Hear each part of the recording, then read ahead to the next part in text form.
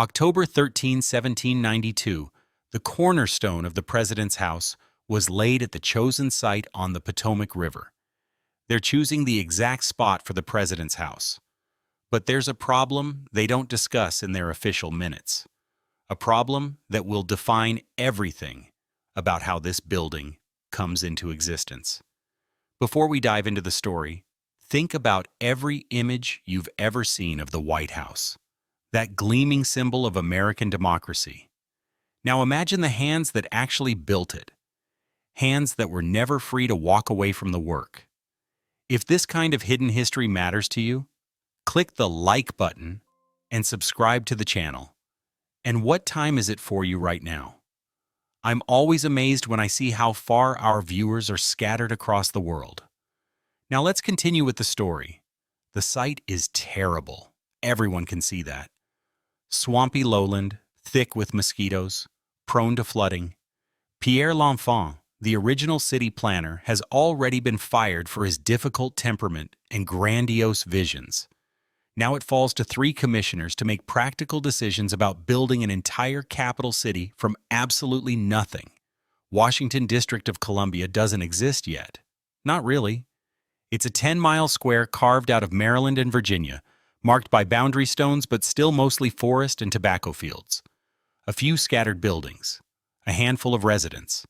The Potomac flows past, and beyond that, nothing but wilderness and the occasional plantation. The commissioners have a budget. They have architectural plans coming from James Hoban, an Irish immigrant who won the design competition. They have timber available from the surrounding forests and sandstone deposits 40 miles south at Aquia Creek. What they don't have is enough money to pay free laborers the wages they're demanding. So they make a calculation. Maryland is a slave state. Virginia is a slave state. The land they're standing on came from both. There's an established system here, one that's been working for generations on plantations and private construction projects throughout the South. Why not use it for government work? The written record contains rental contracts and payment vouchers. Little survives that records extended moral debate among the commissioners. The available documents show they used hired and rented enslaved labor as a budgeting practice. The government pays the masters a yearly fee. The workers themselves receive nothing except basic food and shelter. This is how it starts. Not with chains and whips in the historical record, but with rental contracts and payment vouchers. Clean administrative language that turns human beings into line items in a construction budget. By month's end, the first workers arrive. Some are skilled carpenters and masons. Others are general laborers who will dig foundations and haul materials. Their owners have agreed to terms. The workers themselves had no say in the arrangement. The president's house is about to rise from this muddy ground. But first it will rise through the hands of men who will never be allowed to enter through its front door as free citizens. The foundation stones are ready. The plans are approved. The building begins. The commissioners need hundreds of workers immediately. Construction season is short. Winter will halt everything. They need carpenters, stonemasons, laborers to clear land and dig foundations. Free white workers are available, but they're demanding wages the government can barely afford. The solution is already working all around them. Across Maryland and Virginia, enslaved people are being hired out by their owners for everything from farm work to skilled trades. It's an established market. The owner keeps collecting value from their human property without the daily expense of supervision. The renter gets labor without the initial investment of purchase. Surviving records and account books show owners were paid fixed annual rates for hired enslaved labor. Surviving vouchers show rates that often ranged in the low tens to low hundreds of dollars, depending on skill and contract terms. When using specific numbers, tie those rates to a cited ledger rather than a single broad claim. Daniel Carroll of Duddington agrees to hire out several of his enslaved workers. He owns land that's now part of the federal district. Notley Young does the same.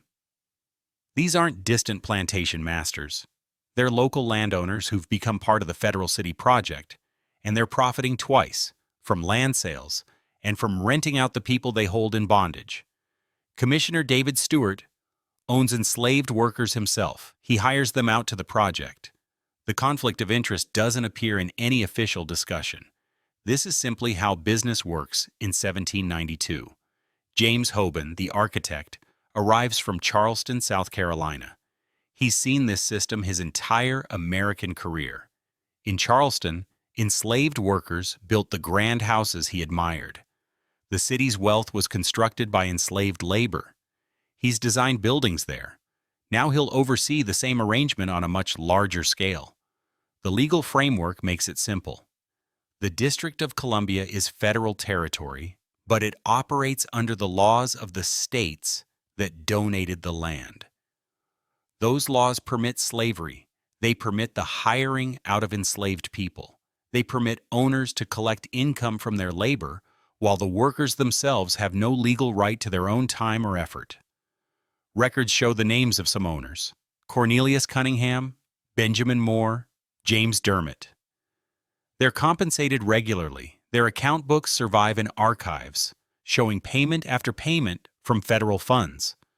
The workers' names appear less frequently. When they do show up in ledgers, it's often just a first name or a notation like Negro Harry or Negro Tom. Sometimes there's no name at all, just a tally mark indicating another body on site. Some enslaved workers possess genuine skill. They've trained for years in carpentry or stonemasonry, learning techniques passed from master craftsmen or from other enslaved artisans. Their expertise is valuable. Their owners charge premium rates for skilled labor. Others arrive with no construction experience. They'll dig, they'll haul, they'll mix mortar and carry bricks, and do the back-breaking work that requires strength more than training. The site needs both kinds of workers. By winter of 1792, the system is fully operational. Enslaved workers are clearing timber, excavating for the foundation, preparing the site for spring construction. They live in temporary shelters near the work area. The conditions are barely recorded. What matters to the commissioners is that the labor cost stays manageable. Free white workers are on site too. They receive wages. They can negotiate terms. They can leave if they don't like the conditions. The contrast is absolute, visible every day in how people are treated. Who gets paid? Who has choice? This isn't a temporary arrangement. The commissioners plan to use enslaved labor throughout the entire construction process. It's too economical to abandon. The president's house will take years to complete. The workforce maintaining this timeline will be substantially composed of people who have no freedom to refuse the work. The foundation trenches are ready. The sandstone is being quarried 40 miles away. Spring 1793. We'll see the actual walls begin to rise. But first, those stones need to be cut. Aquia Creek, Virginia, 40 miles south of the construction site. This is where the stone comes from. Sandstone, pale gray when freshly cut, strong enough to support a massive structure. The quarries here have supplied building material for decades. Now they'll provide the blocks that form the president's house. The work happens in open pits where layers of stone lie exposed. Enslaved quarrymen arrive before dawn. They carry tools, heavy iron wedges, and hammers and chisels. The stone doesn't break easily. It requires skill to split it along the grain, to shape blocks that will fit together precisely when they reach the construction site. A single block can weigh 500 pounds or more. Some are even heavier. Massive pieces destined to become lintels over windows or cornerstones at the building's base. Every one of these stones passes through enslaved hands multiple times. Cutting, shaping, loading, transporting. The quarry owners hire out their enslaved workers to the federal project. Payment records survive showing transactions with men like John Mason, who controls quarrying operations in the area. His workers extract the stone. The government pays him for both the material and the labor. The workers see nothing. Splitting stone requires precision. A quarryman studies the rock face, looking for natural seams and weaknesses. He positions iron wedges in a careful, line. Then comes the hammering, repeated blows that send vibrations through the stone until it finally cracks apart. One mistake and the block shatters uselessly. The pressure to avoid waste is constant. Shaping comes next. Rough blocks get worked down to specified dimensions. Masons at the construction site need stones that fit together tightly. That means each face must be relatively flat, each angle close to square. The quarrymen use broad chisels to knock off excess material, then finer tools to smooth the surfaces. The physical toll is immediate. Stone dust fills the air with every strike of hammer on chisel.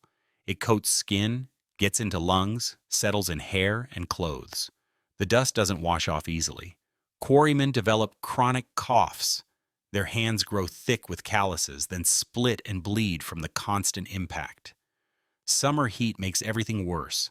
The sun beats down on open quarry pits with no shade, no relief. Water is scarce. The work continues regardless. There are deadlines to meet, quotas to fill. The construction site needs a steady supply of cut stone or the entire project falls behind schedule. Loading the blocks onto wagons requires coordinated effort. Multiple workers gather around each large stone. They position wooden rollers underneath, then lever the block up and onto the wagon bed. The process is dangerous. A stone that size can crush a foot or hand if it shifts unexpectedly. Injuries happen regularly. Medical care is minimal. Once loaded, the wagons begin the 40-mile journey to Washington. The roads are rough, barely more than cleared paths through forest. The trip takes days. When wagons arrive at the construction site, enslaved workers there unload the stones and move them into position for the masons. Then the empty wagons return to Aquia Creek, and the cycle repeats. The President's House will require thousands of these blocks. The outer walls alone consume an enormous quantity of cut stone. Each window frame needs multiple precisely shaped pieces. The decorative elements require even more careful work. Through 1793 and into 1794, the quarries operate continuously.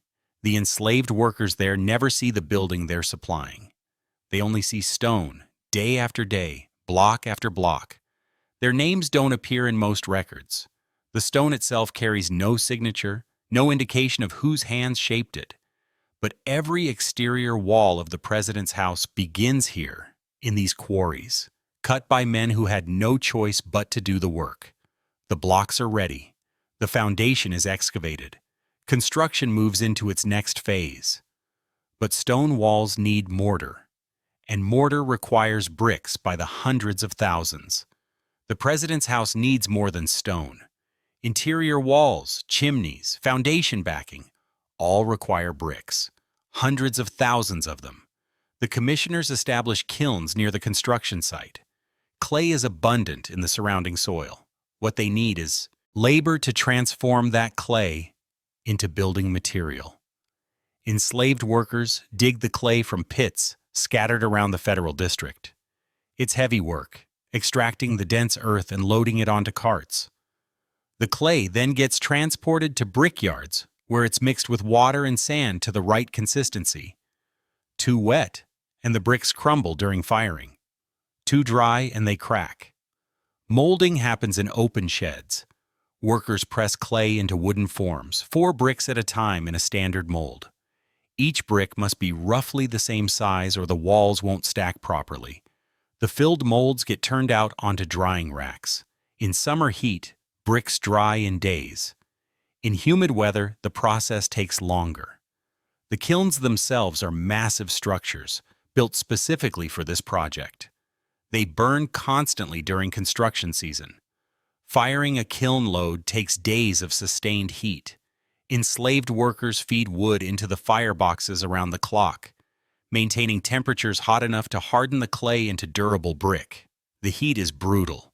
Standing near the kiln openings means enduring temperatures that make breathing difficult. The workers rotate shifts, but there's no real escape from the conditions. Night shifts in winter offer cold relief outside the kiln area, but the work itself remains scorching. Burns are common. A misplaced hand near the firebox, a stumble, while loading bricks into the hot chamber, flying sparks from the constantly burning wood. The injuries receive basic treatment at best. Workers are expected back as soon as they can hold tools again. Quality control matters. Bricks that come out underfired are weak, useless for structural work. Overfired bricks turn dark and brittle. The middle range produces the best material. But achieving that consistency requires experienced judgment about fire temperature and timing. Some enslaved workers develop real expertise in kiln management. Their knowledge makes the difference between wasted batches and usable product. Historical records describe enormous brick production and continuous kiln operation for the project. Authoritative sources avoid a precise million count. Replace the numeric range with hundreds of thousands of bricks, or cite a specific primary source if you want a precise figure. That means years of continuous operation, countless loads of clay dug and molded and fired and transported to where masons need them. The brick makers live near their work. Temporary housing, basic shelters that offer minimal protection from the weather. They're far from any families they might have. The hiring contracts that brought them here don't account for personal connections or emotional needs. They're labor units, nothing more in the eyes of the system. Some workers are hired out by owners for the entire construction period, multiple years away from whatever life they had before. Others rotate through shorter contracts. The turnover means new workers must constantly learn the process, maintaining production while training replacements. Payment goes to owners monthly or quarterly. The amounts are documented in commissioners' account books. $40 to $60 per worker per year, depending on skill level and the terms negotiated. For perspective, free, skilled craftsmen at the site earn several times that amount, plus they actually receive the money themselves. The bricks pile up near the construction site. Masons use them for interior walls, backing for the stone exterior, chimney construction, and foundation work. Every brick represents multiple stages of labor, from digging clay to final placement in the structure. By 1795, the walls are rising steadily. Stone exterior, brick interior, the president's house taking recognizable shape. But walls need more than just stacking. They need skilled craftsmen to ensure everything fits together properly, to add the decorative elements that transform raw materials into architecture. The next phase requires a different kind of expertise. The walls are rising, but raw materials don't assemble themselves into architecture. Someone has to set each stone precisely, ensure walls stand plumb, carve decorative elements, install the intricate woodwork that transforms a shell into a mansion. This requires genuine skill. The construction site becomes a workplace where enslaved craftsmen labor alongside free white artisans, doing identical work for vastly different compensation. Enslaved carpenters shape the timber framing for interior walls and roof structures. They've learned their trade through years of apprenticeship, often trained by master craftsmen who recognize talent regardless of the apprentice's legal status. Some gained skills on plantations where they built and repaired structures. Others learned in cities like Charleston or Baltimore, where enslaved artisans were common in the building trades. Their work is precise. Floor joists must be level.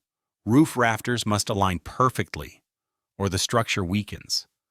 Door frames require exact measurements. These aren't tasks for unskilled laborers. The enslaved carpenters working on the president's house possess real expertise, and the project depends on it. Stonemasons, both enslaved and free, set the aquea sandstone blocks into the exterior walls. Each stone gets checked for fit, adjusted if necessary, then mortared into place. The facade must look uniform, with tight joints and aligned courses. Enslaved masons handle this work with the same competence as their free counterparts. One documented enslaved worker, a carpenter, was hired out by his owner for multiple years of the construction. Records show steady payments to the owner, but never mention the carpenter's full name, just a first name in ledger entries. He helped frame the interior structure that still exists inside those stone walls. The contrast on site is stark. Free white craftsmen negotiate their wages, sometimes threatening to leave for better pay. Elsewhere, the commissioners have to accommodate these demands because skilled workers are scarce. Meanwhile, enslaved craftsmen perform equivalent tasks with no negotiating power whatsoever. Their owners collect the fees.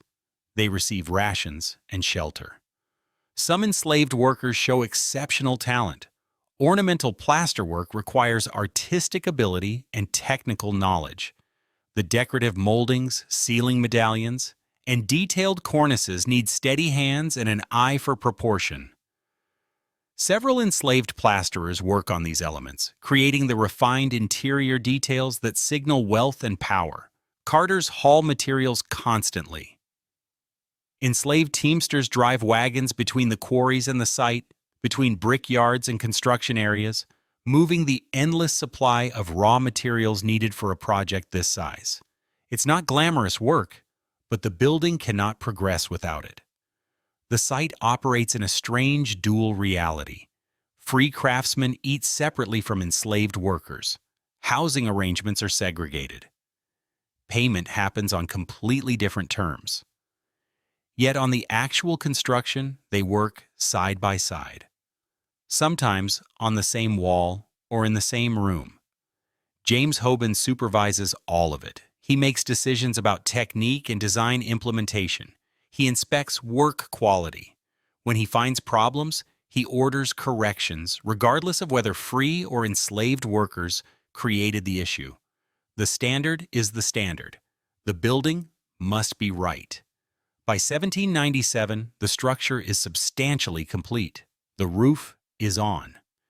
Interior work progresses through dozens of rooms. Staircases curve elegantly between floors, carved and installed by craftsmen whose names are mostly lost. Fireplaces in every major room, built by masons who shaped each stone surround. The costs keep climbing. The commissioners constantly seek additional funding from Congress. Labor represents a major expense, but using enslaved workers keeps those costs manageable compared to paying market wages for every position. President John Adams will move into this house in November 1800. The construction will continue even after he arrives, finishing touches and refinements extending into his presidency. But the building stands because of the labor that raised it, stone by stone, brick by brick, timber by timber. And much of that labor came from people who could never own property themselves, who built a house for presidents while having no claim to their own lives. James Hoban came to America from Ireland in 1785, seeking opportunities unavailable in his homeland. He settled in Charleston, South Carolina, where he established himself as an architect and builder. Charleston's grandest houses were rising during this period, constructed largely by enslaved labor.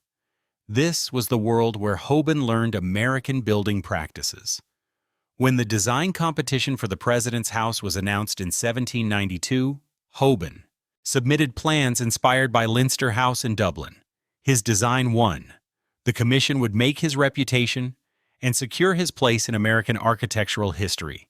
What it would also do is put him in charge of a workforce that included dozens of enslaved people.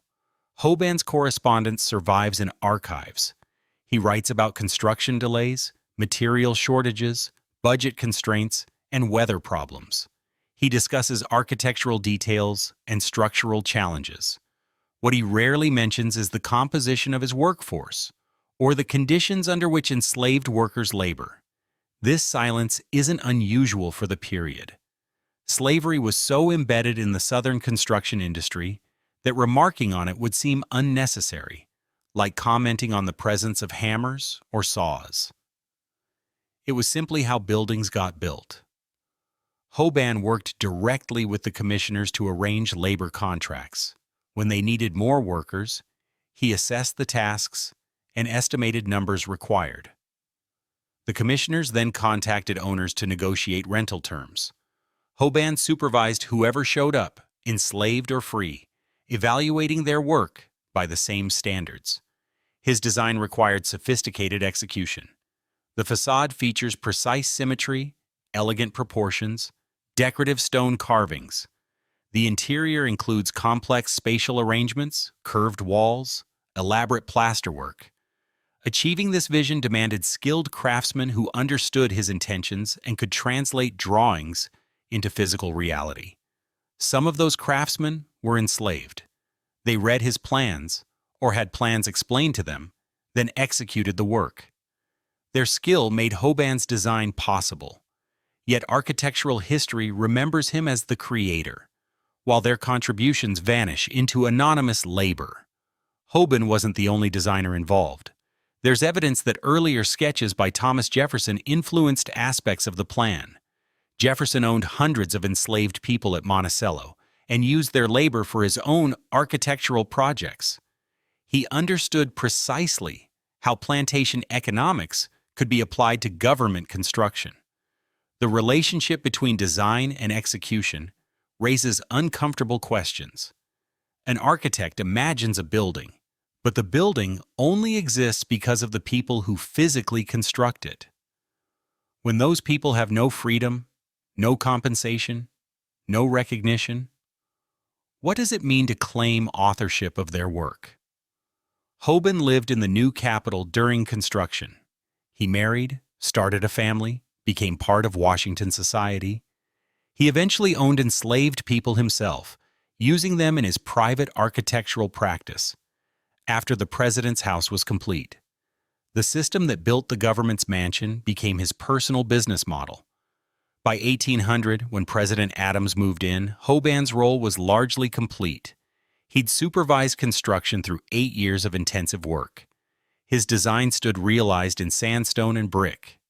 Later, after the British burned the mansion in 1814, Hoban would oversee the rebuilding, once again using enslaved labor for much of the work.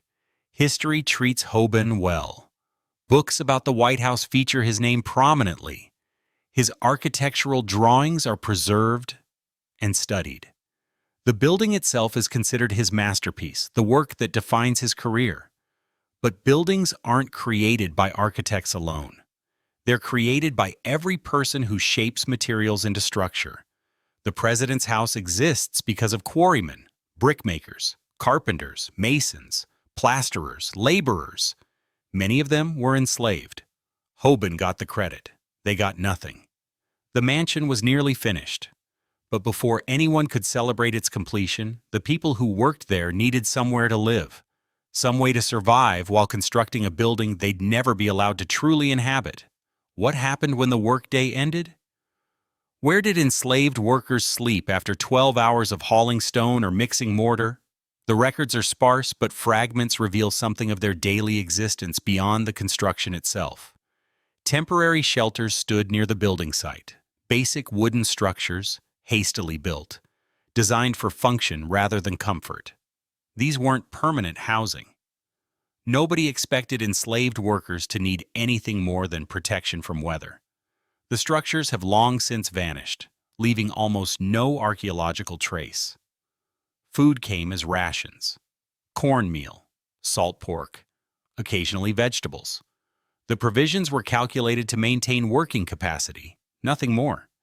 Enslaved workers supplemented these rations however they could, but opportunities were limited in an unfinished city with few markets and little currency in their hands. Many workers were separated from their families for years. The hiring contracts that brought them to Washington made no provision for maintaining family connections. A man rented out from a plantation 50 miles away might not see his wife or children for the entire construction period. Letters weren't an option for people who were usually prohibited from learning to read and write. Some enslaved workers came from nearby estates. They might return home on Sundays, the traditional day of rest, but that meant walking several miles each way, eating into the only break from labor they received all week. Others had no home to return to, spending their entire contracted period at the construction site. Medical care was minimal. Injuries received basic treatment aimed at getting workers functional again as quickly as possible. There was no compensation for permanent damage. A crushed hand or chronic lung problems from stone dust were simply consequences of the work. not reasons for additional care or reduced labor demands. Documentation occasionally preserves a name attached to a specific person. Payment records to owners sometimes list Negro Charles or Negro Daniel, giving us at least a first name.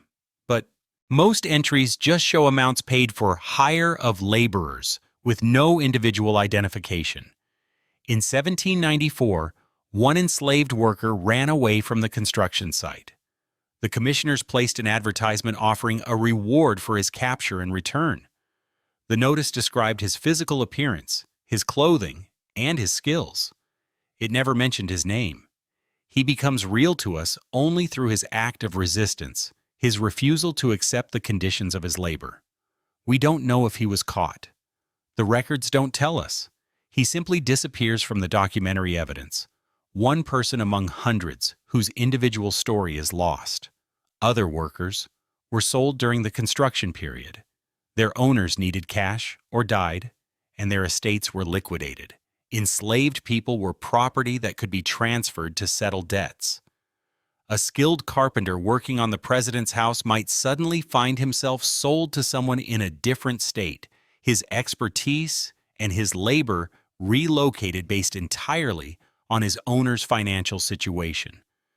The hiring contracts themselves treated people as equipment. Terms specified that owners were responsible for clothing and medical costs beyond basic provisions. If a worker died during the rental period, the owner bore the loss. The government's obligation ended with the last payment. Sundays offered brief respite. Some enslaved workers held religious services among themselves. Others used the time to tend small garden plots if allowed, growing vegetables to supplement rations. A few earned tiny amounts of money by doing extra work for free laborers, though any earnings technically belonged to their owners. At night, in those temporary shelters, there must have been conversations about families left behind, about the work, about the future, about freedom, perhaps, though such talk was dangerous even in private. These conversations left no trace in any archive. What remains are the payment vouchers, the rental contracts, the occasional inventory list treating humans as line items, the daily texture of their lives, their thoughts, their relationships, their hopes, all of that vanished with them. The building stood. The worker's existence was documented only as an expense. The government initially budgeted modestly for the president's house, but the final recorded cost of construction, completed by early November 1800, totaled roughly $232,000. Surviving expenditure records list the exact amount as $232,371.83. The commissioners faced constant budget crises. Congress was reluctant to approve additional funding. The project couldn't stop halfway. Something had to give. The solution was always the same. Use more enslaved labor. Free workers cost real money that had to be paid in cash, regularly, at negotiated rates. Skilled white carpenters earned $2 per day or more. Stonemasons commanded similar wages. If the project employed only free labor, costs would have spiraled completely beyond control. Enslaved workers cost a fraction of that. $40 to $60 per year, paid to the owner, covered the government's entire obligation. No daily wages, no negotiations, no workers leaving for better opportunities elsewhere. The arithmetic was simple and brutal. Commissioner account books from the period show the calculations explicitly. Pages of payments to plantation owners for hire of Negro labor. The amounts are documented precisely because this was government money requiring proper accounting. We can track exactly how much was paid and to whom. What we can't track is the human cost. There's no ledger entry for years stolen from families. No line item for injuries that permanent disabled workers. No accounting for the wealth created by people who received nothing in return. The federal district itself needed revenue. Land sales were supposed to fund construction, but buyers were scarce. Who wants to invest in an unfinished swamp capital that might never amount to anything? The commissioners borrowed money, sold lots at reduced prices, and cut costs wherever possible. Labor became the primary area for economizing. Materials had fixed costs. Stone from Aquia Creek sold for set prices. Timber cost what it cost. But labor was variable. The commissioners could choose between expensive free workers and cheap enslaved workers. They chose enslaved workers whenever possible. This wasn't a secret. Congress knew. President Washington knew. Everyone involved in overseeing the Capitol's construction understood the workforce composition. The financial reports submitted to Congress included payments to slave owners as regular expense items. Nobody objected. The practice was legal, established, and economically rational within the moral framework of 1790 America. The contradiction between building a symbol of democracy with enslaved labor wasn't yet seen as a contradiction by those in power. A substantial portion of that went to labor costs, but because so much of the labor was enslaved, the building came in cheaper than it would have with an entirely free workforce. Put another way, using enslaved workers saved the federal government hundreds of thousands of dollars. That savings came directly from the unpaid labor of people who had no choice in the matter. Other government buildings in the new Capitol followed the same pattern. The Capitol building used enslaved workers extensively. So did the Treasury building. The entire federal city was being constructed on the same economic model. Rent enslaved workers, pay their owners, build grand structures symbolizing American liberty. The financial logic was inescapable within its own terms. If you accepted slavery as legitimate, then using enslaved labor for government construction made perfect sense. It was efficient, cost-effective, and readily available. Some commissioners owned enslaved people themselves and profited directly by hiring them to the project. The conflict of interest was obvious, but conflicts of interest mattered less when everyone involved shared the same fundamental assumptions about who counted as fully human. When President Adams finally moved into the mansion in November 1800, he was moving into a building constructed substantially through enslaved labor at a fraction of what it would have cost otherwise. The financial savings were real. The human cost was never calculated. The building was nearly complete. But before it could become a permanent symbol of the presidency, it would face destruction. And then the whole process would repeat. August 24, 1814. British forces march into Washington. The War of 1812 has brought enemy soldiers to the American capital. President Madison and his administration have fled. The city is defenseless. What happens next will test whether the mansion built by enslaved hands can survive deliberate destruction. The British aren't here for occupation. They're here for retaliation. American forces burned government buildings in York, the capital of Upper Canada, the year before. Now Britain returns the favor. Their targets are specific, symbols of American government power. The Capitol building burns first. Soldiers pile furniture and documents, then set fires that gut the interior. The Library of Congress, housed inside, is destroyed.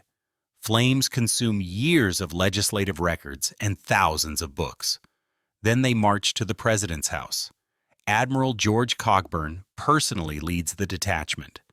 British soldiers enter through the unlocked doors. Dolly Madison fled hours earlier, famously saving a portrait of George Washington before evacuating. The soldiers find a mansion hastily abandoned, dinner still set on tables in the state dining room. They eat the food, drink the wine, then they prepare to burn it. Furniture gets piled in rooms throughout the building. Soldiers smash windows to create airflow that will feed the flames. They ignite the prepared fuel and retreat as fire spreads rapidly through the interior. The wooden roof catches. Flames burst through windows. The sandstone walls, those blocks cut at Aquia Creek by enslaved quarrymen, are engulfed in intense heat. Sandstone doesn't burn, but extreme temperatures cause permanent damage. The stone surface cracks and chars. By dawn, the interior is completely destroyed, floors collapsed, roof gone. Only the exterior walls remain standing, blackened and scorched. The building that took 8 years and hundreds of workers to construct has been gutted in a single night. British forces leave Washington after 26 hours. They've accomplished their mission. The capital's major government buildings are smoldering ruins. Now comes the question: rebuild or abandon? Congress debates moving the capital elsewhere. Why stay in a city that proved impossible to defend? Some representatives argue for Philadelphia, others for a location farther from the coast. Washington's future as the permanent capital is genuinely uncertain. But rebuilding advocates prevail. The city will stay. The president's house will be reconstructed. And once again, the workforce includes enslaved labor. James Hoban returns to supervise the restoration. He's older now, more established, but the challenge is familiar. The exterior walls survived, which saves enormous time and expense, but everything inside must be rebuilt from scratch. Enslaved workers clear debris from the gutted interior. They haul out charred timbers, broken stone, melted glass. The work is filthy and dangerous. Unstable walls could collapse. Hidden fire damage makes structures unpredictable. Then reconstruction begins. New floor joists, new roof framing, new plasterwork throughout. The process mirrors the original construction, with enslaved craftsmen working alongside free laborers to restore what fire destroyed. The exterior walls need treatment. Smoke stains and fire damage have discolored the aqueous sandstone. Workers apply a lime-based whitewash to cover the damage and restore a uniform appearance. This coating gives the building a distinctly white appearance. The name White House wasn't official yet. People had called it the President's House or the Executive Mansion, but the whitewashed walls after the fire reinforced the informal nickname. Eventually, it became the formal name. By 1817, President James Monroe could move in. The restoration had taken 3 years and cost substantial federal money. Once again, using enslaved labor kept costs manageable compared to an all-free workforce. The building survived destruction and emerged transformed. The stone walls cut by enslaved hands in the 1790s still stood. They'd survived fire. They'd be painted white. They'd hold another century of history.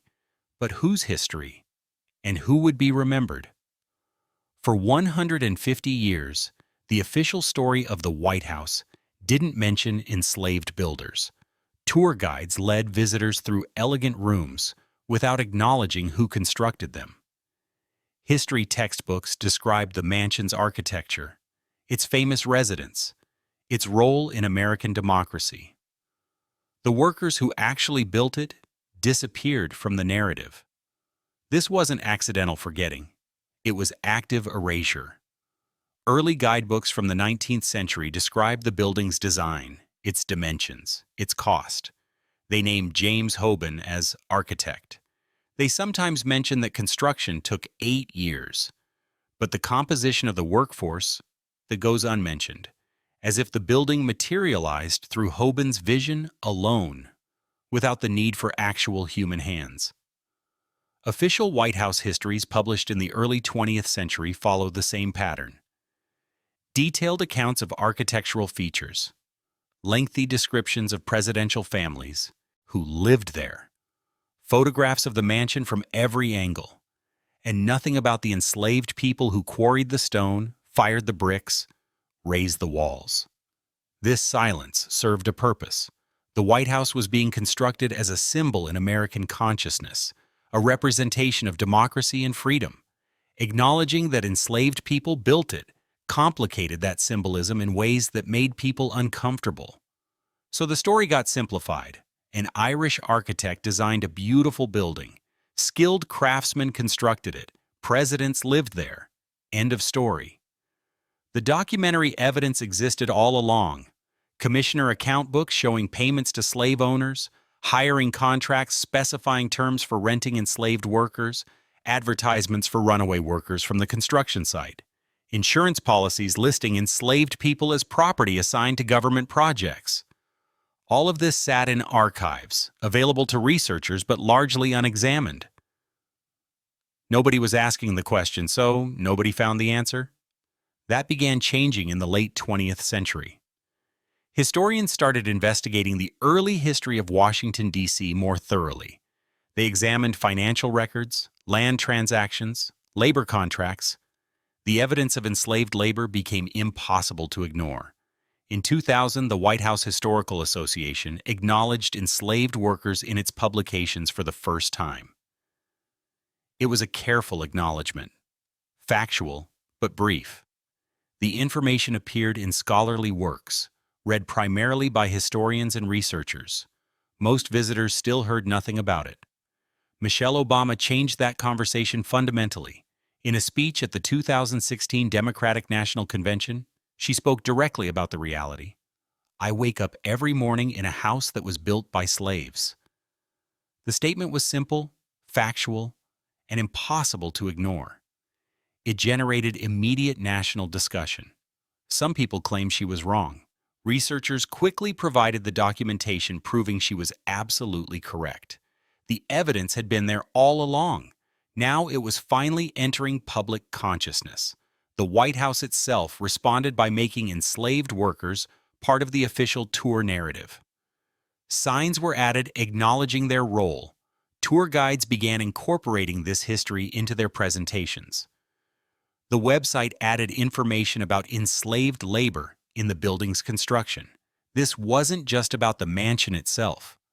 Researchers found that enslaved workers built most of the early government buildings in Washington: the Capitol, the Treasury, infrastructure throughout the federal district.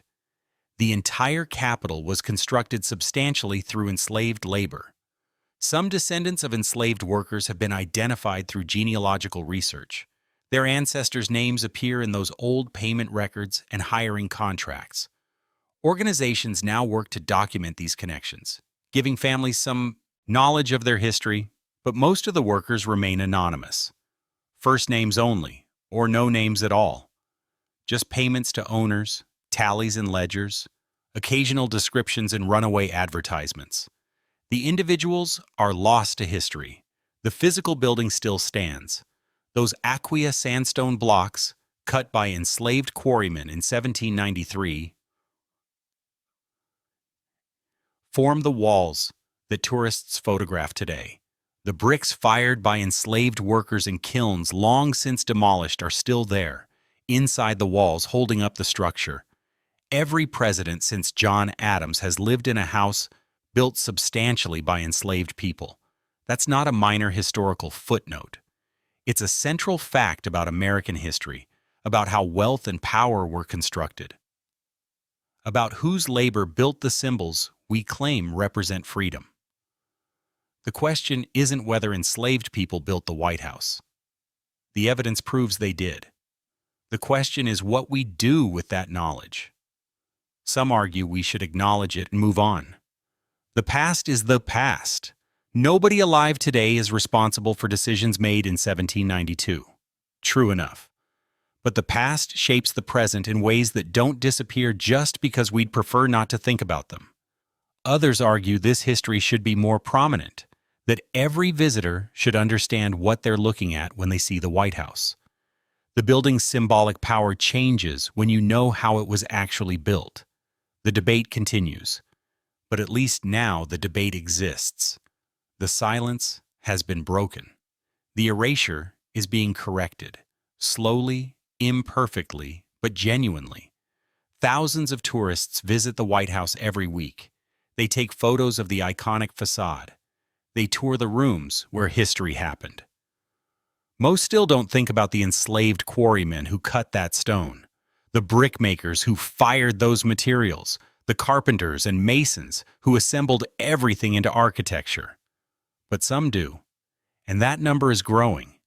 The building stands as it has for over 2 centuries, a symbol of American democracy, a house built by people who had no freedom to demonstrate that freedom was possible, a mansion constructed through the labor of people who were never meant to be remembered. We remember them now, Imperfectly, incompletely, but we remember. And maybe that matters.